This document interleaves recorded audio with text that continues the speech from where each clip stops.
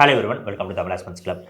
So SSC எம்டிஎஸ்க்கான answer கீக்கு நம்ம வெயிட் பண்ணிகிட்டு இருக்கோம். பட் ஆன்சர் கீ வரதுக்கு முன்னாடி நிறையா ஸ்கேம் பற்றின நியூஸ் வர ஆரம்பிச்சுது.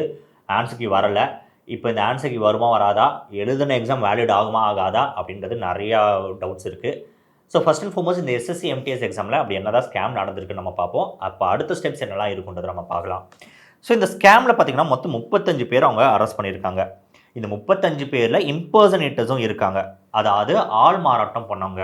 ஒரு கேண்டிடேட் அப்ளை பண்ணியிருப்பாங்க. பட் அந்த கேண்டிடேட் எக்ஸாம் எழுதாமல் அவங்களுக்கு பதிலாக சில பேர் போயிட்டு அந்த எக்ஸாம்ஸ் எழுதிட்டு வருவாங்க. ஓகே. ஸோ அதில் பார்த்தீங்கன்னா digital online examination centre Gulberg, பீகாரில் இருக்கக்கூடிய ஒரு எக்ஸாமினேஷன் சென்டரில் தான் இந்த ஸ்கேம் நடந்திருக்கு. ஸோ அரௌண்ட் ஒரு 35 பீப்புள் கிட்ட அவங்க அரெஸ்ட் பண்ணியிருக்காங்க. இதில் பார்த்தீங்கன்னா மொத்தம் 12 இம்பர்சனேட்டர்ஸ், 9 ஸ்டாஃப், லேப் ரூமோட ஸ்டாஃப். ஏன்னா இந்த ஸ்கேம் நடக்கும்போது இப்போ இம்பர்சனேட்டர்ஸ் ஜஸ்ட் லைக் தட் அந்த சென்டருக்குள்ளே போய்ட்டு அவங்க எக்ஸாம் எழுத முடியாதுல்ல. ஒரு வெரிஃபிகேஷன் ப்ராசஸ் நடந்து அதுக்கப்புறம் தான் உள்ளே போய்ட்டு அந்த எக்ஸாம் எழுத முடியும். நீங்கள் அந்த எக்ஸாம் சென்டருக்குள்ளே போன எல்லாருக்குமே தெரியும் என்ன மாதிரி ப்ராசஸ்லாம் நடக்குதுன்ட்டு. அப்போது ஒரு லாஜிக்கல் எக்ஸ்ப்ளனேஷன் என்ன, அங்கே இருக்கவங்க யாரோ கண்டிப்பாக அவங்களுக்கு ஹெல்ப் பண்ணியிருக்கணும் அப்படின்னு பார்த்து ஸோ அதில் வந்து ஒரு 9 பேர் வந்து அவங்க அரெஸ்ட் பண்ணியிருக்காங்க. இதில் மொத்தமாக பார்த்தீங்கன்னா ஒரு 3 கீ பர்சனாலிட்டிஸ் இருக்காங்க. ஃபஸ்ட்டு பர்சன் வந்து ரோஷன் மண்டல்ன்றவங்க அவங்க ஜேடியோட யூத் டிஸ்ட்ரிக்ட் பிரசிடென்ட் அண்ட் அவங்களோட சிஸ்டர் இன் லா.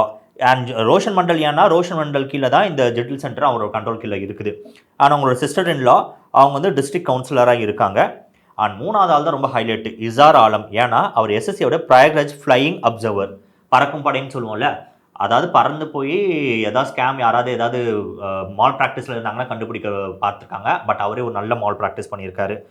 இது வந்து இந்த எக்ஸாமினேஷன் ப்ராசஸோட எல்லா லெவல்ஸ்லையும் நடந்துறதுக்காக சொல்லியிருக்காங்க. ஏன்னா இப்போ ஒரு கேண்டிடேட் எங்கே உட்கார போகிறா, இல்லை அந்த சென்டரில் தான் அந்த பீப்புள் எல்லாருமே உட்கார போகிறாங்கிறது முன்கூட்டியே அவங்க வந்து ப்ரீ பிளானாக வச்சுருக்கணும். அப்போ அப்ளிகேஷனை கேட்டகரைஸ் பண்ணதுலேருந்து, சென்டர் அலோகேட் பண்ணதுலேருந்து, அது மாதிரி நிறைய லெவல்ஸில் பார்த்திங்கன்னா இந்த ஸ்கேம் நடந்திருக்கும். அந்த அப்ளிகேஷனை அப்ளை பண்ணதுலேருந்து இந்த ஸ்கேம் நடந்திருக்கணுன்றது ஒரு தியரி.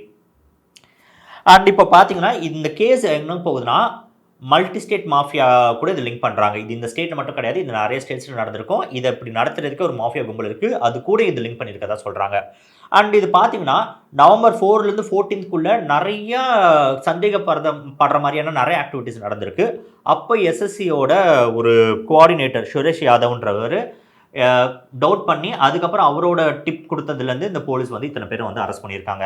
ஸோ அந்த சென்டர்லேருந்து பக்கத்து ஹோட்டலில் அவங்க ரூம் போட்டிருக்காங்க. அந்த ரூம்லேருந்து ஈஸி ஆக்சஸ் இருந்திருக்கும். ஸோ திருப்பி இந்த 12 பேர் போயிட்டு நிறைய பேருக்காக எக்ஸாம் எழுதியிருக்காங்க. இப்போ யாருக்கு அவங்க எக்ஸாம் எழுதுறாங்களோ அந்த கேண்டிடேட்ஸ் உட்பட, அந்த கேண்டிடேட்ஸும் ஒரு 14 பேர்கிட்ட இருக்காங்கன்னு நினைக்கிறேன். அவங்கள உட்பட இவங்க எல்லாருமே அரெஸ்ட் பண்ணியிருக்காங்க.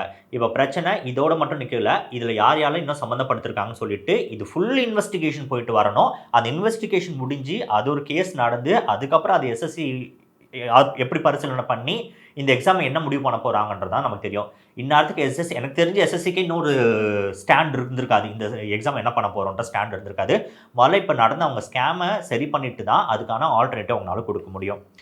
இதில் முக்கியமாக நம்ம என்ன பார்த்தோம்னா, நான் போட்டிருந்தேன் இன்னும் தொடரும் மோசடின்னு நம்ம போட்டிருந்தோம். ஏன் இன்னும் தொடரும் மோசடினா, எக்ஸாம் இந்த எஸ்எஸ்சி ஆல்மோஸ்ட் எல்லா காம்படிட்டிவ் எக்ஸாம்லையும் பார்த்தீங்கன்னா ஒரு லெவல் ஆஃப் ஸ்கேம்ஸ் நடக்குது.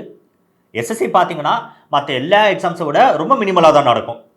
நம்ம தமிழ்நாடு கவர்மெண்ட் எக்ஸாம்ஸில் டிஎன்பிசிலாம் பார்த்திங்கன்னா நிறைய ஸ்கேம்ஸ் நடந்திருக்கு பாஸ்ட்டில். அதே மாதிரி தான் எஸ்எஸ்சி எக்ஸாம்ஸும். ஆனால் ஸ்கேம்ஸ் மினிமலாக நடக்குது. மினிமலாக நடக்கக்கூடிய ஸ்கேம்ஸே இவ்வளோ தான் இருக்குது. பீகார்ன்ற ஒரு ஸ்டேட் பார்த்திங்கன்னா ஒரு கல்ச்சராகவே எவால்வ் ஆகிட்டு இருக்கு. எப்போவுமே இந்த பீகாரில் இந்த மாதிரி பிரச்சனை வந்துக்கிட்டே இருக்கும். இந்த எக்ஸாம் கிடையாது, ஸ்டேட் கவர்மெண்ட் எக்ஸாமோ ஸ்கூல் எக்ஸாம்ஸோ எந்த ஒரு எக்ஸாம் நடந்தாலும் நீங்கள் பாஸ்ட்லாம் பார்த்திங்கன்னா டிவியில் வந்து போடுவாங்க இந்த மாதிரி நியூஸ் சேனலில். அப்படியே பின்னாடி பக்கம் செவரில் அப்படி ஜன்னலில் போயிட்டு புக்கே கொடுப்பாங்க. அந்த மாதிரிலாம் நடந்திருக்கு. கவர்மெண்ட்டே அலோவ் பண்ணுன்றதுலாம் ஒரு தியரி வந்து சொல்லுவாங்க. ஸோ அப்படி இருக்க இடத்துல எனக்கு தெரிஞ்சு பீகார் மாதிரியான ஒரு ஸ்டேட்டில் எக்ஸாம்ஸ் கண்டக்ட் பண்ணும்போது கவர்மெண்ட்டோ இல்லை அந்த ஆர்கனைசேஷனோ இன்னும் கொஞ்சம் எக்ஸ்ட்ரா கேர்ஃபுல்லாக இருக்கிறது ரொம்ப ரொம்ப முக்கியம். ஏன்னா இந்த எக்ஸாமில் இருக்கக்கூடிய பெரிய பிரச்சனை என்ன தெரியுமா? டைம். 2017 அந்த 18 எக்ஸாமில் பார்த்தீங்கன்னா எஸ்எஸ்சிஜியில் அதுவும் ஸ்கேம் நடந்தது. அப்போ பேப்பர் லீக் ஆகிருந்தது.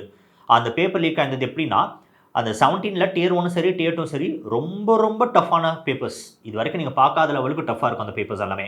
அந்த டஃப்பான பேப்பர்ஸ்லேயே ஃபுல் மார்க் எடுத்தவங்க இருக்காங்க. இப்போ எப்படின்னா 200க்கு 200 எடுத்துருவாங்க. 10க்கு அந்த பேப்பர் டஃப்பாக இருக்குது, அந்த ஷிஃப்ட் டஃப்பாக இருக்குன்னு சொல்லி எக்ஸ்ட்ரா மார்க்ஸ் கொடுப்பாங்க. ஸோ 200க்கு 206, 208 அந்த மாதிரிலாம் மார்க்ஸ் வந்ததாக நம்ம பார்த்துருக்கோம். ஆனால் அந்த ஸ்கேம் எக்ஸ்போஸ் ஆகி அதுக்கப்புறம் அதை ரெக்டிஃபை பண்ணி ஆட்களை பிடிச்சி அவங்கள மேலே கேஸ் நடத்தி அதுக்கப்புறம் போயிட்டு இந்த எக்ஸாம் வந்து சரி கட்டுறாங்களே, அதுக்கு பார்த்தீங்கன்னா ஒரு டைம் ஆகுது. எனக்கு தெரிஞ்சு 2018 எழுதுனவங்களுக்கு ஒரு 2020 21 கிட்ட தான் அவங்களுக்கு போஸ்டிங்கே நடந்தது. அப்போ அந்த பீரியடில் இந்த போஸ்டிங் வருமா, இந்த எக்ஸாம் கன்சிடர் பண்ணுவாங்களா, இல்லை ரீ எக்ஸாம் வைக்க போகிறாங்களா, ரீ எக்ஸாம் வச்சாங்கன்னா இப்போ நான் எப்படி ப்ரிப்பேர் பண்ணுறது, நான் அடுத்த எக்ஸாம் ஃபோக்கஸ் பண்ணலாமா வேணாமா, இந்த மாதிரி நிறைய தாட்ஸ் வந்து அந்த ஸ்டூடெண்ட்ஸ்குள்ளே வரும். என்னோட ஃப்ரெண்ட்ஸே நிறைய பேர் வந்து அந்த டைமில் தான் கிளியர் பண்ணிட்டு போயிருந்தாங்க. ஓகேவா?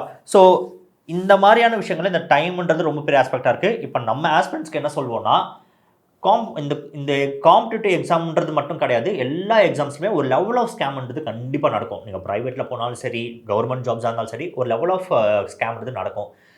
டிஸ்பைட் தட் உங்கள் ப்ரிப்பரேஷன்ஸை நீங்கள் கன்சிஸ்டண்ட்டாக வச்சு தான் ஆகணும். ஏன்னா இந்த மாதிரியான எக்ஸாம்ஸில் நமக்கு ஆப்பர்ச்சுனிட்டி ரொம்ப வைடாகவும் இருக்குது. ஸோ அதனால் உங்களோட ப்ரிப்பரேஷன்ஸை எக்காரணத்தை கொண்டு வச்சிடாதுங்க. எம்டிஎஸோட ப்ரிப்பரேஷன் இப்போதைக்கு ஹோல்ட் பண்ணிக்கலாம். இப்போ அடுத்து வரக்கூடிய ரயில்வேஸ் எக்ஸாம்ஸை நீங்கள் ஃபோக்கஸ் பண்ணலாம். இல்லை அடுத்த வருஷம் வரக்கூடிய மறுபடியும் எஸ்எஸ்சி எக்ஸாம்ஸை நீங்கள் ஃபோக்கஸ் பண்ணலாம். ஸோ மறுபடியும் அடுத்த வருஷம் ஸ்கேம் நடக்காதா, வேறு எங்கே தான் ஸ்கேம் நடக்கலை. ஸோ இந்த ஸ்கேம் நடக்கிற ஒரே விஷயம் தான் இந்த எக்ஸாம் நீங்கள் ட்ராப் பண்ண போகிறதுக்கான ஒரு ரீசனாக இருக்க முடியாது. நீங்கள் மறுபடியும் வெளியே போனாலும் அதுலேயும் ஸ்கேம்ஸ் நடக்குது.